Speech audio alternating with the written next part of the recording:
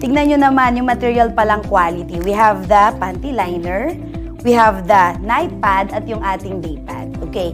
Now, buksan natin kasi alam nyo ba yung materials nito ay sobrang ganda ng quality. Dito pa lang, mapapansin nyo na may safety sticker tayo.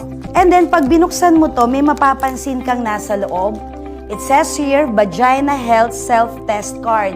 So, tester siya para ma-check natin kung tayo ay merong bacteria. Ang good news po dito, free lang siya. Okay? So, nandun lang siya inserted sa loob ng ating K-pads. Mapapansin din po natin na napakanipis ng ating pong K-pads. So, ganyan siya. Now, check natin ngayon anong kagandahan nitong materials ng ating K-pads. First, kung mapapansin nyo, meron po siyang gasa. Yun po yung first layer, yung ating tinatawag na gasa. Yung gasa po na ito, napakaganda kasi hindi siya mainit sa pakiramdam at mas mabilis po siya makapag-absorb ng dugo. Magde-demo ko sa inyo ha, kasi based on studies on the second day period, tayo mga girls ay nakakapag-release pala tayo ng 150 up to 200 ml yung tinatawag na liquid blood. So, imagine niyo na lang, sobrang heavy period yan.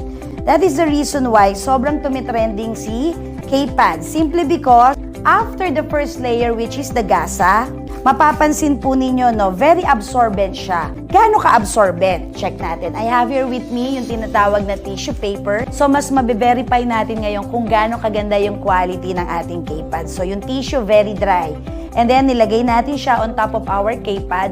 I-check natin ngayon, didiinan ko. Can you imagine on your second day period, pero ang pakiramdam mo, super dry. Napakaganda at napakasarap sa feeling using the K-pads. Bakit? Yung first layer natin na gasa, pag ni-remove natin ito, ang pinaka-importante rin na layer ng ating K-pads is what we call the negative anion strip. So, ito yung kulay green strip na mapapansin yung naka-attach sa ating K-pads. So, ito po yung gasa. And then, ito yung ating negative anion strip na based on studies, nakakatulong po siya for proper blood circulation. And then, after the negative ion strip, meron po tayong cotton layer. Yes, you heard me right. Cotton layer, ha? Hindi siya papel na nilagyan ng chemical na importante, walang lason, all natural ang ating K-pads. So, tignan nyo to, may natira pa ako dito na liquid. Lagay ko lang dito yung cotton layer, ha? Tignan natin kung mag-a-absorb pa. Kasi, papakita ko rin sa inyo na meron din siyang kasamang all natural na food grade gel that turns liquid blood into gel. So, no wonder, hindi ka basta-basta talaga magkakatagos pag yung ating K-pads ang ginamit mo. At habang hawak ko siya, nararamdaman ko yung lamig simply because meron itong menthol and camphor. And then, meron po itong non-spilling fabric kung saan nakakatulong din siya para yung moisture ay mag-get in at yung heat out naman. So, nakakatulong po ito para ma-lock yung tinatawag na dugo, pero sumisingaw pa rin yung init ng katawan. So, imagine niyo kanina meron po tayo ditong nailagay, mga 100 ml ng liquid, no? Tapos nilagay natin yung mga layers ng ating K-pad. So, gusto ko lang i-prove sa inyo kung gaano siya ka-absorbent.